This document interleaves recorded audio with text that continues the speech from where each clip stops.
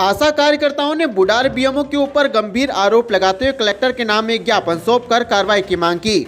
आशा कार्यकर्ताओं का आरोप है कि जब भी उनकी मीटिंग बुडार ब्लॉक में होती है तब बुडार बीएमओ के द्वारा कभी उनके सिंदूर के बारे में तो कभी उनके ब्लाउज के बारे में तो कभी उनके पतियों के बारे में बोलते हैं। इतना ही नहीं, आशा कार्यकर्ताओं को जेल भेजने की भी धमकी दी जाती है। वहीं इस मामले में कलेक्टर ने जांच की बात कही तो बीएमओ ने आरोपों को सिरे से खारिज करते हुए इसे निराधार बताया। इन दिनों अपनी मांगों को लेकर प्रदेश स्तरीय हड़ताल कर रही आशा कार्यकर्ताओं ने बुडार स्वास्थ्य केंद्र में पदस्थ बीएमओ सचिन खारखूर के ऊपर गंभीर आरोप लगाए। कलेक्टर से मदद की गुहार लगाते हुए ज्ञापन सौंपा। आशा कार्यकर्ताओं का आरोप है कि जब भी उनकी मीटिंग बुडार ब्लॉक में होती है, बुडार बीएमओ के द्वारा उनके सिंदूर के बारे में तो कभी ब्लाउज के बारे में तथा अभद्र टिप्पणियां की जाती है। वहीं इस पूरे मामले में कलेक्टर वंदना वैद्य शहडोल का कहना है कि मामले की जांच कराई जाएगी। तो वहीं आरोपों में घिरे बीएमओ डॉक्टर सचिन खारखूर का कहना है कि उनके ऊपर लगाए गए सभी आरोप निराधार है, जिसमें बुढार ब्लॉक के बीएमओ द्वारा हमारे साथ अभद्रता से व्यवहार किया गया और डायरेक्ट हमारी बिना बात सुने ही उन्होंने हमसे ये कहा कि इनके नाम से एफआईआर कर दिया जाए और इन्हें जेल में बंद कर दिया जाए।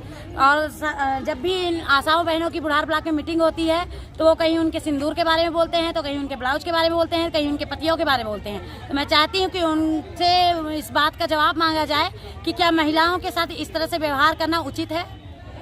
आज आप देखिए, मामला ये है कि मैंने आशा को, जो आशा बोल रही हैं कि मैं सिंदूर पूछता हूँ, ब्लाउज पूछता हूँ, चोली पूछता हूँ, ये लगाए गए सत्य असत्य सामने पूछ लीजिए बुला के मेरे सामने के मैंने। और जो मेरे बारे में बोल रही हैं वो तो सिंहपुर की आशा हैं, मैंने तो बोला ही नहीं उनको।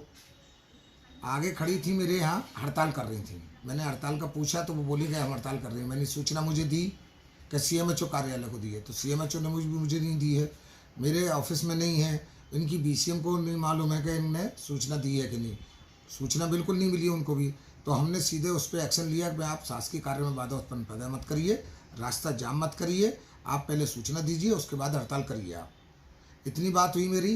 फिर बदमाशी की तो मैंने पत्रकार, वो क्या नाम था, डॉक्टर जीतन पटेल, मैंने डॉक्टर जीतन को बोला अगर ये रास्ते से नहीं खाली करती हैं, आवागमन बंद करती हैं तो पुलिस थाने का सहारा लेना, या तो जेल जाएंगे ये लोग तब हटेंगे।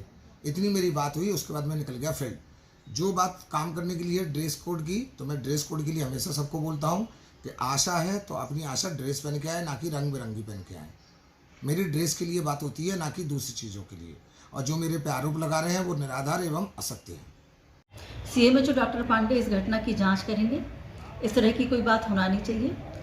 हर बातचीत प्रशासनिक दायरे में ही रहकर होना चाहिए। इसकी पूरी जांच करवाएंगे। फिर यदि कोई इस तरह की बात आती तो तदनुसार जैसा रिपोर्ट आएगी उस पर कार्रवाई की जाएगी।